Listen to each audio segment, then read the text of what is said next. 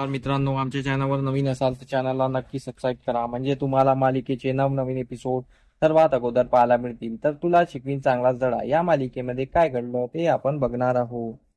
तर इकडे तुला शिकवीन चांगलाच धडा या मालिकेमध्ये इकडे अधिपतीचे बाबा म्हणजे चारुवास हे अधिपतीच्या रूम मध्ये आलेले असतात. अधिपती नाराज बसलेला असतो आणि तो अक्षराच्या आठवणीत असतो. तर चारुवास अधिपतीला बोलतात की अधिपती, माझं एक ऐकशील का?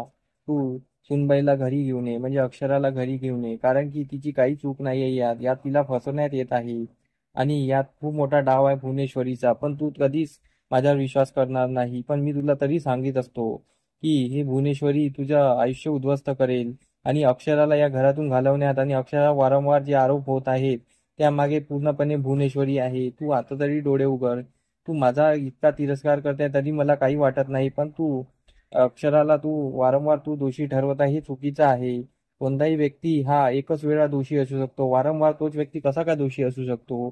थोडा डोक्याने विचार कर आणि सुनबाईला घरी घेऊन ये. तू माझ्यासाठी नाही तरी स्वतःसाठी तरी घेऊन ये. तू माझा आदर तर करतच नाही, पण तिचा तरी विचार कर.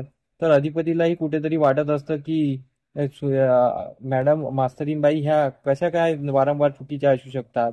त्यांनी आई साहेबाविरुद्ध तक्रार केली, पण वारंवार त्याच तक्रार ते कशा करू शकतात आणि वारंवार त्यांच्या साधने का चुकी होईल? मास्तरीनबाईला जेवढं मी ओळखलेलं आहे ते कधी असं असू शकत नाही, त्या कधी असं करू शकत नाही.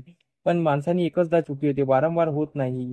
म्हणून अधिपती ठरवतो की या गोष्टीच्या तळाशी जायचं. म्हणून अधिपती ठाणतो की आता आपण स्वतः याची चौकशी करायला पाहिजे. तो मनाशी ठरवत असतो. आणि इकडे अक्षराच्या घरी अक्षरा अधिपतीचा विषय काढत असते आणि अक्षराच्या आईला बोलते की बाबाचा फोन कुठे आहे, मला अधिपतीला फोन करायचा आहे. तर अक्षराची आई बोलते बाबाचा फोन आतमध्ये असेल, मी देते. तर मग विद्या त्यांचा फोन घ्यायला येते. तर तर ते बोलतात की फोन कशाला, अक्षराचा फोन आहे ना. तर अक्षरा बोलते बाबा तुम्हाला माहित नाही का, दुर्गेश्वरी मॅडमने माझा नंबर अधिपतीच्या मोबाईलमध्ये ब्लॉक केलेला आहे, म्हणून माझा कॉल लागत नाही, म्हणून मी तुमच्या मोबाईलने कॉल करते. कारण की मला अधिपतीशी बोलायचं आहे. जोपर्यंत मी त्यांच्याशी बोलत नाही तोपर्यंत काहीच सॉल्व्ह होऊ शकत नाही. मला त्यांच्याशी बोललं पाहिजे. तर त्यावर अक्षराचे बाबा बोलतात की ज्या व्यक्तीला मोबाईल मधला ब्लॉक नंबर काढता नाही येत, अशा व्यक्तीशी काय तू संसार करशील आणि अशा अडाणी व्यक्तीला तू काय कॉल करते आहे? सोडून दे, सूर्यवंशीचं नाव सोडून दे तू आणि सूर्यवंशींना सोडून दे. माझ्या मते तू सामोर वाढ आणि सूर्यवंशींना ते सूर्यवंशी नाव तुझ्या याच्यातूनच काढून टाक, असं त्यांचं म्हणणं असतं. आणि ते ठाम मत असतं की मी त्या घरात तुला असं तसं जाऊ देणार नाही आणि माझा हा शेवटचा निर्णय आहे. कोणी या मधा बोलायचं नाही, कारण की तू नेहमीसाठी माझ्या घरी राहिली तरी चालेल, पण मी तुला त्यांच्या घरी जाऊ देणार नाही. इतके अडाणी माणसं आणि ते अधिपती इतके अडाणी आहे, त्यांना स्वतःच्या आईसाहेबाचा चेहरा दिसत नाही. त्यांच्या घरात इतके लोक आहे आणि ते त्यांना दिसत नाही, म्हणजे ते व्यक्ती काय कामाचे? ते तुझ्या बाजूने उभे राहू शकत नाही आणि ते तुझा सपोर्ट करू शकत नाही, मग ते काय कामाचे? असं ते अधिपतीला बोलत असतात आणि वारंवार आणि त्यांना विद्या समजावयाची कोशिश करत असते. इकडे भुवनेश्वरीने नवीन डाव साधलेला असते. भुवनेश्वरी अधिपतीच्या मनात वेगळं काहीतरी भरण्याचा प्रयत्न करत असते. भुवनेश्वरी अधिपतीसाठी लग्नाची तयारी करत असते आणि त्यांच्यासाठी मुलींचे फोटो मागून घेतलेले असते आणि बोलते की आता अधिपतीचं दुसरं लग्न लावून द्यायलाच पाहिजे. म्हणून भुवनेश्वरी अधिपतीच्या रूम मध्ये येते. अधिपतीच्या रूम मध्ये आल्यानंतर भुवनेश्वरी अधिपतीला बोलते की अधिपती, तुम्ही किती दिवस झाले तुम्ही रूमच्या बाहेर निघत नाही, कोणाशी बोलत नाही, धड खात नाही, पित नाही आणि तुम्ही एकदम उदास उदास असता. असे आमचे अधिपती कधीच नव्हते आणि तुम्ही असे झालात. घर कसं वाटत आहे आणि तुम्ही असं का वागताय मला कळत नाही आहे. त्या मास्तरीबाईंनी चुकी केली, त्याची शिक्षा तुम्ही स्वतःला का देत आहे? आणि त्या तर दुसरं लग्न करताय असं मला माहित पडलं आहे. आणि आणि त्या दुसरं लग्न करताय आणि तुम्ही त्यांच्या विचारात पडले. तर अधिपती बोलतो दुसरं लग्न असं शक्यच नाही, मास्तरीबाई असं करणं शक्यच नाही, असं अधिपती बोलत होतो.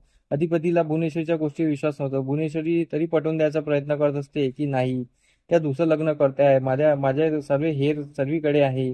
त्यांनी मला सांगितलेलं आहे, तुम्हाला मी किती वेळा सांगितलं की माझं सर्वीकडे लक्ष असते आणि त्या दुसरं लग्न करताय. त्यांचे बाबा त्यांचं दुसरं लग्न लावून देत आहे. मी तुम्हाला किती वेळा सांगितलं तरी त्या आयुष्यात वाढायला समोर तयारी केली आहे, पण तुम्ही का नाही वाढताय? म्हणून मी आता एक गोष्ट ठरवलेली आहे आणि मी तुमचं दुसरं लग्न लावून देणार आहे. हे मुलींचे फोटो आहे, यातून बघा, तुम्हाला जी मुलगी आवडेल त्यासोबत आम्ही तुमचं लग्न लावून देऊ. पण आम्ही तुम्हाला असं राहू देणार नाही. अधिपती बोलतो, आई साहेब मी दुसरं लग्न करणार नाही आणि मासीबाई असं करू शकत नाही. मला या गोष्टीची तळाशी जावं लागेल आणि मला मला सर्व माहीत आहे की मास्टरबाई असं करू शकत नाही. मला मास्टरबाईशी बोलावं लागेल आणि या गोष्टीचा तडा घ्यावा लागेल आणि मला माहिती करावं लागेल की हे खरंच आहे का. आणि तेव्हाच मी काहीतरी डिसिजन घेईन. आणि मास्टरबाई असं करू शकत नाही, दुसरं लग्न तर करू शकत नाही आणि मी त्यांच्याशिवाय राहू शकत नाही, हे तर तय आहे. तर इकडे भुवनेश्वरी अधिपतीचा व्यवहार बघून ती अधिपतीच्या मनात भरून तिथून निघून जाते. मग चारुहास परत अधिपतीच्या रूम मध्ये येते आणि बोलतो की अरे सुनबाई असं कधीच करू शकत नाही, अक्षरा कधीच करू शकत नाही, दुसऱ्या लग्नाचा विचार कधीच करू शकत नाही. तुला आताही समजत नाही आहे का? आतापर्यंत जे काही घडलं त्यामध्ये या भुवनेश्वरीचा हात आहे. तू जिला आईसाहेब मानतो आहे ती आईसाहेबांचा हात आहे. कारण की ती व्यक्ती का चुकीची असू शकते?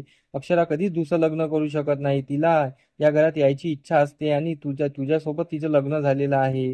अरे आता तरी लक्ष घे, आता तरी तिच्याकडे लक्ष दे आणि आता तरी तिला या घरात आण. मी तुला कितीदा सांगितलं की या घरात तिची गरज आहे आणि तू तू असा तिच्यावर विश्वास ठेवतो आहे.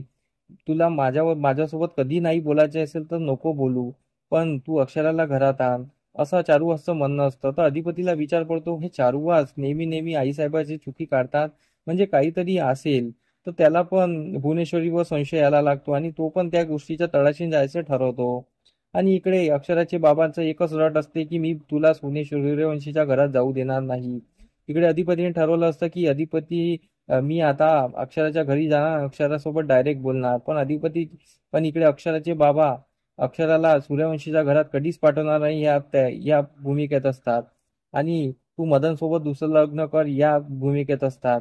आणि इकडे भुवनेश्वरीने अधिपतीच्या मनात मदन सोबत अक्षरा लग्न करणार आहे हे पण घालवलेलं असतं.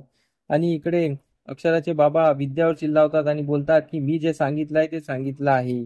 आता अक्षरा त्या घरात जाणार नाही म्हणजे जाणार नाही आणि अधिपती सोबत तिचं काही नातं उरलेलं नाही आहे आणि त्या माणसाला त्याच्या बायकोची कदर नाही आहे. त्या माणसासोबत तिला मी पाठवू शकणार नाही. अक्षराच्या बाबाचा ठाम निर्णय असतो. अक्षरा बोलते, पण मी अधिपती शिवाय राहणार नाही आणि अधिपतीला मी समजवणार आणि अधिपतीला सर्व खरं खरं सांगणार.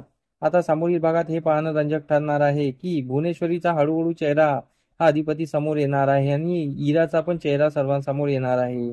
तर आपल्याला इंटरेस्टिंग गोष्ट हे कळणार आहे की अधिपती आणि अक्षरा हे समोरील भागात एकत्र येणार आहे. ही नवीन इंटरेस्टिंग अपडेट आहे. तर आमचा एपिसोड कसा वाटला आम्हाला कमेंट करून नक्की सांगा. धन्यवाद.